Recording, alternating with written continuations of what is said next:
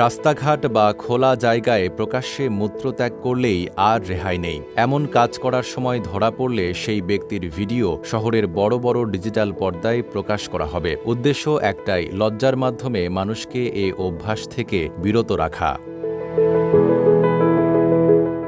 এই উদ্যোগের নাম দেওয়া হয়েছে হল অব শেম ক্যাম্পেইন। শহরের বিভিন্ন স্থানে থাকা সিসিটিভি ক্যামেরায় প্রকাশ্যে মূত্রত্যাগের ঘটনা ধরা পড়লে সেই ভিডিও গুরুত্বপূর্ণ মোড়ের জায়ান্ট স্ক্রিনে দেখানো হবে।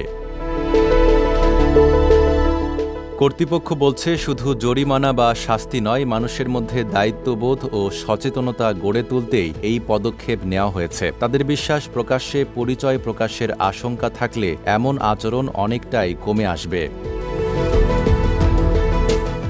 ব্যতিক্রমী এই উদ্যোগ নিয়েছে ভারতের আসাম রাজ্যের তিনসুকিয়া পৌরসভা। তাদের দাবি, দীর্ঘদিন ধরেই প্রকাশ্যে মলমূত্র ত্যাগ একটি বড় সামাজিক সমস্যা হয়ে রয়েছে। তাই এবার সচেতনতা বাড়াতে নেওয়া হয়েছে এই কঠোর এবং আলোচিত ব্যবস্থা। Desk report, Dhaka post.